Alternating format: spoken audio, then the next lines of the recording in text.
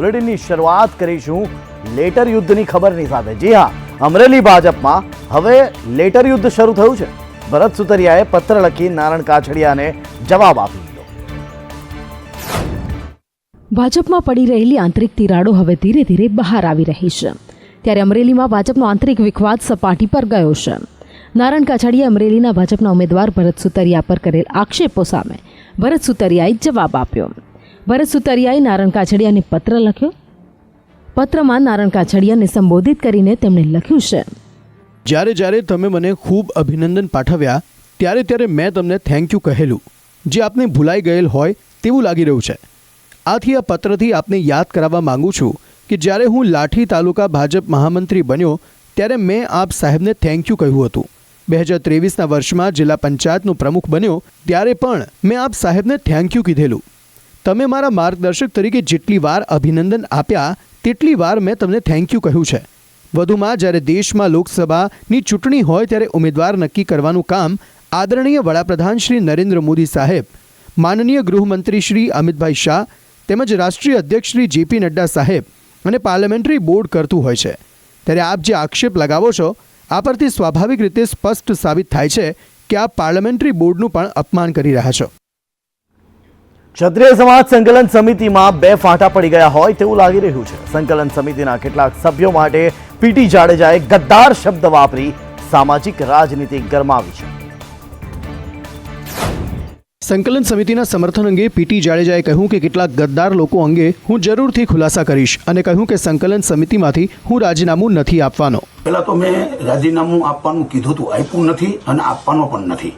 સંકલન સમિતિ સમર્થનમાં ના આવી એટલે મારો થોડો નારાજગી હતી, એ નારાજગી મેં વ્યક્ત કરી છે। આ ક્લિપ મૂકી છે, બરાબર છે, એ 14 જણાના કમિટીની ગ્રુપમાં મૂકી છે। તો એ 14 કમિટીમાંથી કોણ ફૂટ્યો?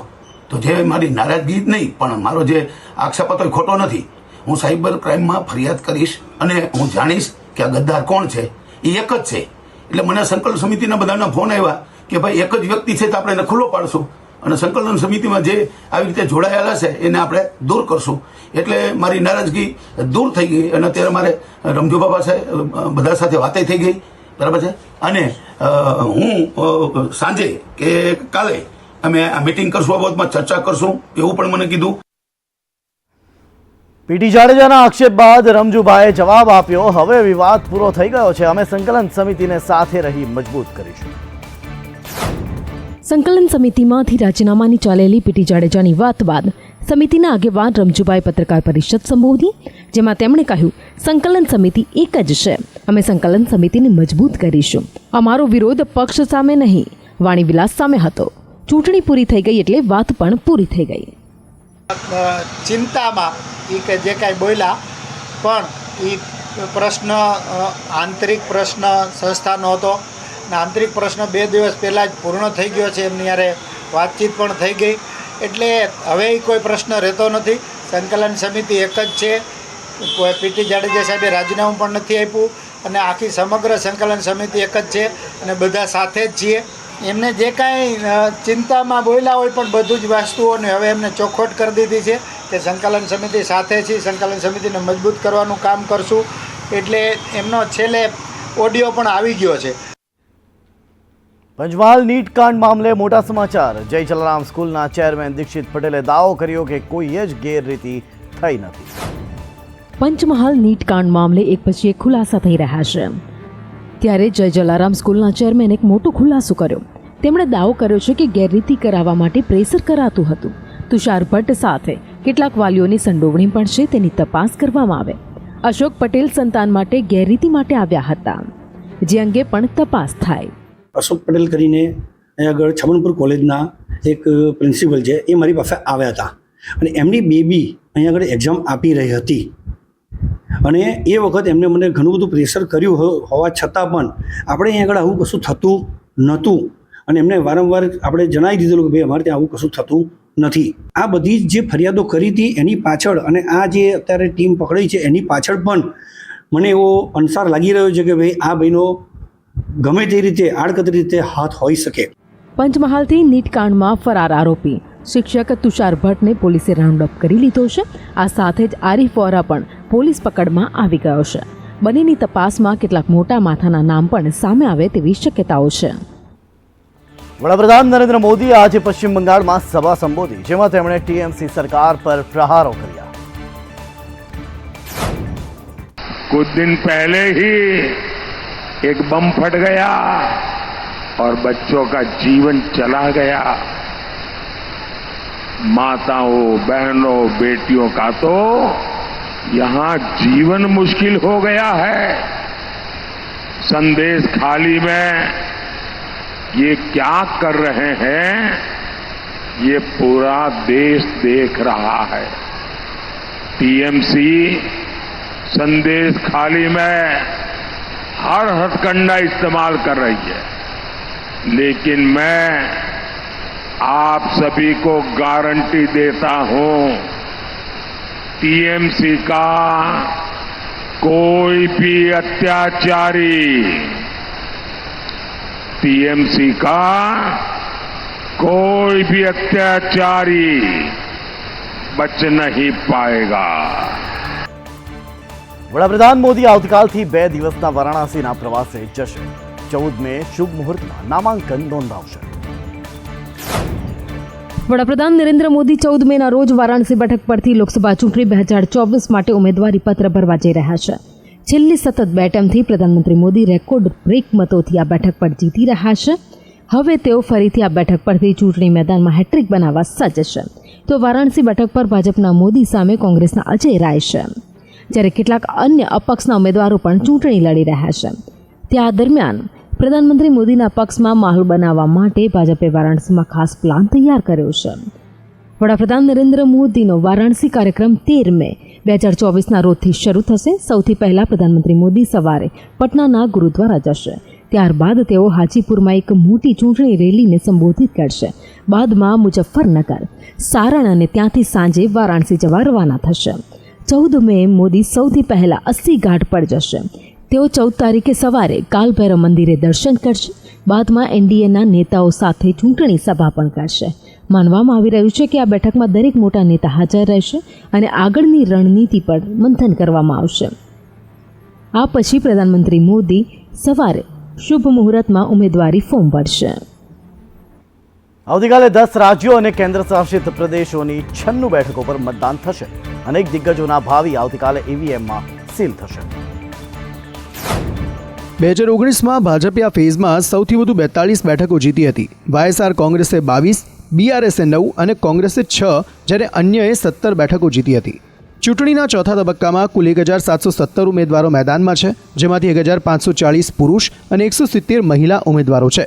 એડીઆરના રિપોર્ટ પ્રમાણે આ તબક્કાના ઉમેદવારોમાંથી 360 ઉમેદવારો સામે ફોજદારી કેસ નોંધાયેલા છે, જ્યારે 476 ઉમેદવારો કરોડપતિ છે. તેમની પાસે 1 કરોડ કે તેનાથી વધુ સંપત્તિ છે. 24એ તેમની સંપત્તિ શૂન્ય જાહેર કરી છે. ચોથા તબક્કામાં દેશના 2 સૌથી અમીર ઉમેદવારો પણ ચૂંટણી મેદાનમાં છે. આંધ્રપ્રદેશના ગુંટુરથી ટીડીપીના ઉમેદવાર પાસે ₹5705 કરોડની સંપત્તિ છે અને તેલંગાણાની છેવેલ્લા બેઠક પરથી ભાજપના ઉમેદવાર પાસે ₹4568 કરોડની સંપત્તિ છે.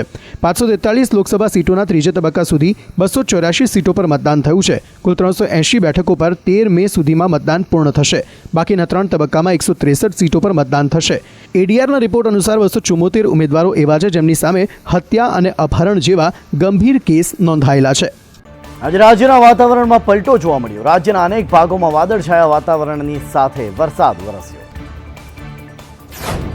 રાજ્યમાં આગામી 6 દિવસ કમોસમી વરસાદની આગાહીને પગલે ભર ઉનાળે ચોમાસા જેવો માહોલ જામ્યો છે, જેમાં દાહોદ જિલ્લાના વાતાવરણમાં એકાએક પલટો આવતા લીંબડી, વરોડ, તાનપુર, ટાંડી, પીપેરો સહિતના વિસ્તારોમાં વરસાદ ખાબક્યો હતો, જ્યારે ડાંગ જિલ્લાના સાપુતારા અને આસપાસના વિસ્તારોમાં કરા સાથે વરસાદ વરસ્યો.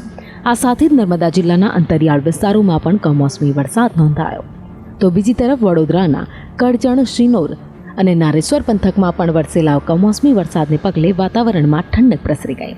તો સુરતના ઓલપાડ, કામરેજ સહિત અનેક વિસ્તારોમાં વરસાદ વરસતા વાતાવરણ ઠંડકમય બની ગયું અને લોકોને ગરમીથી પણ છુટકારો મળ્યો છે. અચાનક થતા માવઠાથી ખેડૂતોની ચિંતામાં પણ વધારો થયો છે. હાલમાં અનેક જગ્યાએ ખેડૂતોએ પોતાના પાક ખેતરમાંથી લીધા નથી, તો બીજી બાજુ કેરીની સિઝનમાં વરસાદને કારણે કેરી બગડી જવાનો પણ ભય ખેડૂતોને સતાવી રહ્યો છે. પ્રી મોન્સૂન એક્ટિવિટીની શરૂઆત થતાં જ કેટલાક વિસ્તારોમાં વરસાદની પણ આગાહી કરવામાં આવી છે. ગુજરાતમાં ભારે ગરમી વચ્ચે વરસાદની આગાહી કરવામાં આવી છે. પ્રી મોન્સૂન એક્ટિવિટી સર્જાતા વરસાદની આગાહી કરવામાં આવી છે. રાજ્યમાં 12 થી 16 મે સુધી વરસાદની આગાહી કરવામાં આવી છે. ગાજવીજ, ભારે પવન સાથે વરસાદની આગાહી કરાઈ, જેમાં પવનની ગતિ 40 થી 50 કિલોમીટર પ્રતિ કલાકની રહેશે. અરબી સમુદ્રમાં સાયક્લોનિક સર્ક્યુલેશન સક્રિય થયું છે, તેથી આજે વલસાડ, નવસારી, ડાંગમાં વરસાદની આગાહી કરાઈ હતી. તથા સુરત, નર્મદા, છોટાઉદેપુર, પંચમહાલ સાથે વડોદરા, મહીસાગર, દાહોદ તથા અમદાવાદમાં ગાજવીજ સાથે વરસાદની આગાહી કરાઈ હતી. 14 અને 15 તારીખે પણ અમદાવાદમાં વરસાદની આગાહી છે.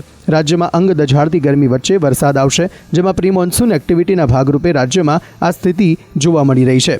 13 તારીખે બનાસકાંઠા, સાબરકાંઠા, આણંદ, પંચમહાલ, દાહોદ, મહીસાગર, ભરૂચ, છોટાઉદેપુર, સુરત, તાપી, નવસારી, વલસાડ, નર્મદામાં ગાજવીજ સાથે વરસાદની આગાહી કરાઈ છે.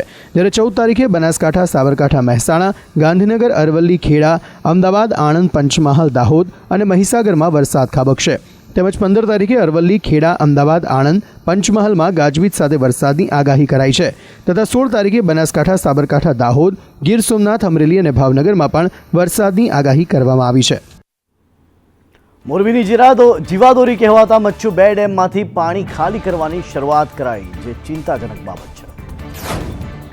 ભર ઉનાળે મોરબીવાસીઓના માથે પાણીનું સંકટ સર્જાયું. મોરબીની જીવાદોરી સમાન મચ્છુ 2 ડેમમાંથી પાણી ખાલી કરવાની શરૂઆત કરવામાં આવી છે. આમ કરવાનું કારણ એ છે કે ડેમના 5 દરવાજા બદલવાની કામગીરી કરવામાં આવશે. હાલ 2 દરવાજા 2 ફૂટ સુધી ખોલીને 1400 ક્યુસેક પાણી મચ્છુ નદીમાં છોડવામાં આવ્યું. 3 દિવસમાં કુલ 726 MCFT પાણી નદીમાં છોડવામાં આવશે. આથી મોરબી માળિયાના 30થી વધુ ગામડાઓને એલર્ટ કરવામાં આવ્યા છે. સલામતીના ભાગરૂપે નદીના પટમાં ઝૂંપડામાં રહેતા લોકોનું સ્થળાંતર કરાયું. અત્યારે હાલમાં મચ્છુ 2 ડેમના 2 દરવાજા 2 ફૂટ જેટલા ખોલવામાં આવ્યા છે. એમાંથી 1400 ક્યુસેક જેવું પાણી અત્યારે મચ્છુ નદીની અંદર રિલીઝ કરવામાં આવ્યું છે. અમે સિંચાઈ વિભાગ, RNB, રેવન્યુ, પોલીસ ડિપાર્ટમેન્ટ, નગરપાલિકા ડિપાર્ટમેન્ટ બધા સાથે મળી અને તમામ લોકોને સાવચેતીના ભાગરૂપે તેમને સલામત જગ્યાએ સ્થળાંતર ઓલરેડી અમારા તરફથી બધાને કરવામાં આવ્યા છે. ઉનાળામાં લોકોને સમસ્યા ન પડે તે માટે તંત્રે અગાઉથી તૈયારી કરી લીધી છે. તંત્રના જણાવ્યા અનુસાર નાગરિકોને દરરોજ જરૂરિયાત મુજબ પાણી પૂરું પાડવામાં આવશે. મહારાષ્ટ્રથી લઈને યુપી, બિહાર સુધી દેશના અનેક રાજ્યોમાં આંધી સાથે વરસાદનું એલર્ટ છે. તો વળી કેટલીક જગ્યાએ તો વીજળી પડવાથી મોત પણ થયા છે. છેલ્લા 2 દિવસથી દેશના અનેક રાજ્યોમાં હવામાનમાં પલટો જોવા મળી રહ્યો છે. ભારે તોફાન બાદ હવામાન વિભાગે રાજધાની દિલ્હીમાં પણ વરસાદનું એલર્ટ જાહેર કર્યું છે. આ સિવાય 12 મેના રોજ છત્તીસગઢ, મરાઠાવાડ, પૂર્વ મધ્યપ્રદેશ અને વિદર્ભમાં કરા પડવાની સંભાવના વ્યક્ત કરાઈ હતી. આ સિવાય ઉત્તરાખંડ, યુપી, પંજાબ અને રાજસ્થાનમાં ધૂળની ડમરીઓ સાથે હળવો વરસાદની શક્યતા વ્યક્ત કરાઈ હતી. છેલ્લા 2 દિવસથી હિમાચલ અને ઉત્તરાખંડના ઘણા વિસ્તારોમાં હળવા વરસાદની ગતિવિધિઓ જોવા મળી રહી છે. તમિલનાડુના તિરુચિરાપલ્લીમાં ધોધમાર વરસાદ વરસ્યો હતો. કેન્ટોનમેન્ટ વિસ્તાર થિલાઈનગરમાં જળભરાવની સ્થિતિ જોવા મળી. તો પાલકરાયમ, કરુમંડપમમાં પણ ભારે વરસાદ વરસ્યો હતો. અહીં સ્થિતિ એવી હતી કે વાહનો અડધા ડૂબી જાય તેટલું પાણી અહીં ભરાઈ ગયું હતું. તો અહીં હજુ પણ ભારે વરસાદની આગાહી કરવામાં આવી છે. હિમાચલ પ્રદેશમાં પણ વરસાદે જમાવટ કરી. રાજધાની શિમલામાં ધોધમાર વરસાદ વરસ્યો તો અનેક વિસ્તારોમાં બરફનો વરસાદ પણ જોવા મળ્યો. હિમાચલ પ્રદેશમાં આવતીકાલ સુધી વરસાદનું યલો એલર્ટ અપાયું છે અને 14 થી 17 મે સુધી વાતાવરણ સ્વચ્છ રહેવાનું અનુમાન લગાવવામાં આવી રહ્યું છે. બદ્રીનાથ ધામના કપાટ ખુલતાની સાથે જ ઉત્તરાખંડના 4 ધામ કેદારનાથ, યમનોત્રી અને ગંગોત્રીની યાત્રા શરૂ થઈ ગઈ છે. પરંતુ આ યાત્રામાં અનેક વિઘ્નો આવી રહ્યા છે. પહેલા જ દિવસે રેકોર્ડ સંખ્યામાં 32,000 શ્રદ્ધાળુએ કેદારનાથ પહોંચ્યા હતા અને દર્શન કર્યા હતા. આ દરમિયાન યાત્રાના પ્રથમ દિવસે યમનોત્રી જતા ભક્તોની ભીડ ભારે જોવા મળી. જાનકી ચટ્ટીથી યમનોત્રી સુધીનો 5 થી 6 ફૂટ પહોળો અને 4 કિલોમીટર લાંબો રસ્તો અસંખ્ય લોકોની ભીડથી ભરચક દેખાઈ રહ્યો હતો. સાંજે 4 કલાકે 4 કિલોમીટર લાંબા રૂટ પર 8,000 ભક્તો અટવાયા હતા. ઉત્તરાખંડની ઉત્તરકાશી પોલીસે પોતાના સોશિયલ મીડિયા એકાઉન્ટ X પર ભક્તોને અપીલ કરતી પોસ્ટ મૂકી છે. આજે યમનોત્રી ધામમાં ક્ષમતા મુજબ પૂરતા ભક્તો પહોંચી ગયા છે. હવે વધુ ભક્તો મોકલવા જોખમે છે. આજે યમનોત્રી યાત્રાએ જઈ રહેલા તમામ શ્રદ્ધાળુઓને આજની યમનોત્રી યાત્રા મોકૂફ રાખવા અપીલ કરી છે. ઉલ્લેખનીય છે કે યમનોત્રી ધામમાં દર્શન કરવા માટે ઉમટી રહેલી શ્રદ્ધાળુઓની ભીડને કારણે લગભગ 5 થી 6 કિલોમીટરના ચાલવાના માર્ગ પર ખૂબ જ જે સાંકડો છે તે રસ્તો પણ ભયજનક છે. તેના કારણે તંત્ર દ્વારા વારંવાર અપીલ કરવામાં આવી રહી છે. બીજી બાજુ ચારધામ યાત્રામાં અવ્યવસ્થાને કારણે અને યમનોત્રી જવાના રસ્તે 25 થી 30 કિલોમીટર લાંબો ટ્રાફિક જામ થઈ ગયો છે, જેના કારણે અંદાજે 25 થી 30 હજાર જેટલા ગુજરાતી લોકો ફસાયા છે અને ફસાયેલા લોકો માટે તંત્ર તરફથી કોઈ પણ વ્યવસ્થા કરવામાં નથી આવી તેવું લોકોનું કહેવું છે. ચારધામ યાત્રામાં આજે બદ્રીનાથ ધામના કપાટ વૈદિક મંત્રોચ્ચારની સાથે ખોલવામાં આવ્યા. એક સાથે 20,000થી વધુ ભક્તો આ ઘડીના સાક્ષી બન્યા. બ્રહ્મ મુહૂર્ત દરમિયાન મંદિરની બહાર ગણેશ પૂજા થઈ હતી. આ પછી પૂજારીઓએ દ્વાર પૂજા કરી હતી. મંદિરનો દરવાજો 3 ચાવી વડે ખોલવામાં આવ્યો હતો. દરવાજો ખોલતાની સાથે જ પ્રથમ નજર અખંડ જ્યોતિની હતી, જે 6 મહિનાથી પ્રગટી રહી છે. સવારે 8 વાગે પહેલો જળાભિષેક કરાયો અને વડાપ્રધાનના નામની પ્રથમ પૂજા પણ અહીં કરવામાં આવી હતી. મંદિરને લગભગ 20 ક્વિન્ટલ ફૂલોથી શણગારવામાં આવ્યું હતું અને પ્રથમ દિવસે 20,000થી વધુ લોકો દર્શન માટે અહીં આવ્યા હતા. ગત રાત્રે હળવો વરસાદ પણ અહીં શરૂ થયો હતો. બદ્રીનાથ ધામના દર્શન માટે કુલ 7 લાખ લોકોએ નોંધણી કરાવી છે. અગાઉ 11મી મેના રોજ સવારે પાંડુકેશ્વર મંદિરથી ભગવાન બદ્રીનાથની શોભાયાત્રા નીકળી હતી.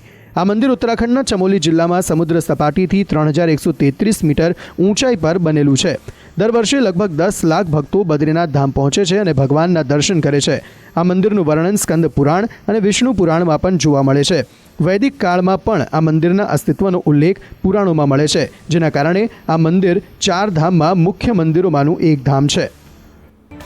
અમેરિકાના ન્યૂ જર્સીમાં એક રેલીને સંબોધિત કરતી વખતે ભૂતપૂર્વ રાષ્ટ્રપતિ ડોનાલ્ડ ટ્રમ્પે તેમના હરીફ અને વર્તમાન રાષ્ટ્રપતિ જો બિડેન પર જોરદાર નિશાન સાધ્યા. આ રેલીમાં તેમણે રાષ્ટ્રપતિ બાઇડનને મૂર્ખ કહીને સંબોધ્યા.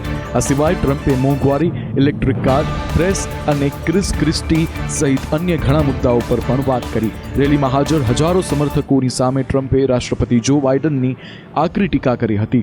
રેલીને સંબોધતા ટ્રમ્પે કહ્યું કે તમે આપણા દેશના 10 સૌથી ખરાબ રાષ્ટ્રપતિઓને લઈ શકો છો અને તેમને ઉમેરી શકો છો. તેણે આપણા દેશને એટલું નુકસાન નથી કર્યું જેટલું આ મૂર્ખ એટલે કે બાઇડને કર્યું છે. ડોનાલ્ડ ટ્રમ્પે પોતાની કાનૂની સમસ્યાઓ માટે રાષ્ટ્રપતિ બાઇડનને જવાબદાર ઠેરવ્યા છે. તેમણે કહ્યું કે તમે તમારા પ્રતિસ્પર્ધી સાથે આવું ન કરી શકો. અમેરિકામાં તો આવું નથી જ થતું. આ રેલીમાં ડોનાલ્ડ ટ્રમ્પના 80,000થી 1 લાખ સમર્થકોએ ભાગ લીધો હતો. જ્યારે ટ્રમ્પે રેલીમાં ક્રિસ ક્રિસ્ટીને મોટું ડુક્કર કહીને સંબોધ્યા હતા તો ત્યારે હજારો દર્શકો ગુસ્સે થઈ ગયા હતા. ઇઝરાયલ હમાસ સંઘર્ષ વચ્ચે ઇઝરાયલમાં એમો શિપમેન્ટ રોકવાના બાઇડનના વહીવટીતંત્રના નિર્ણયની ચર્ચા કરતી વખતે ભીડ ઉભરી આવી હતી. ટ્રમ્પે વધુમાં કહ્યું કે જો તેઓ સત્તામાં પાછા આવશે તો તેનાથી ન્યૂ જર્સીને ફાયદો થશે. જો બાઇડન ચૂંટણી જીતશે તો મધ્યમ વર્ગ હારી જશે, ન્યૂ જર્સી હારી જશે. પડોશી દેશ પાકિસ્તાનમાં ત્યાંની સરકારે જે લોકો ટેક્સ સમયસર નથી ભરતા તેની માટે એક જોરદાર પગલું ભર્યું છે. જે મુજબ ટેક્સ ન ભરનારનું SIM card telecom company block કરી દે છે.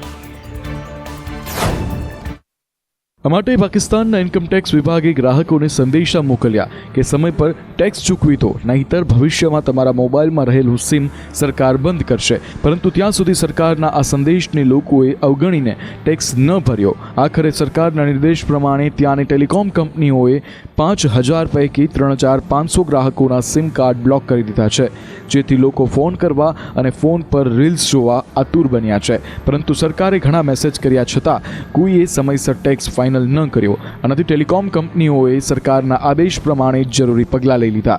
હવે સમગ્ર પાકિસ્તાનમાં સિમ કાર્ડ બ્લોકને લઈ હાહાકાર મચી ગયો છે. મળતી માહિતી અનુસાર ટેલિકોમ ઓપરેટર્સે ફેડરલ બોર્ડ ઓફ રેવન્યુથી વાયદો કર્યો હતો કે તેઓ આને ઇન્કમટેક્સ જનરલ ઓર્ડરના હેઠળ હશે. FBI લગભગ 5,000 લોકોને સંદેશા પણ મોકલ્યા હતા. તેમણે ચેતવણી આપી હતી કે જો તેઓ તેમના રિટર્ન ફાઇલ નહીં કરે તો તેમના મોબાઈલ ફોન સિમ બ્લોક કરી દેવામાં આવશે.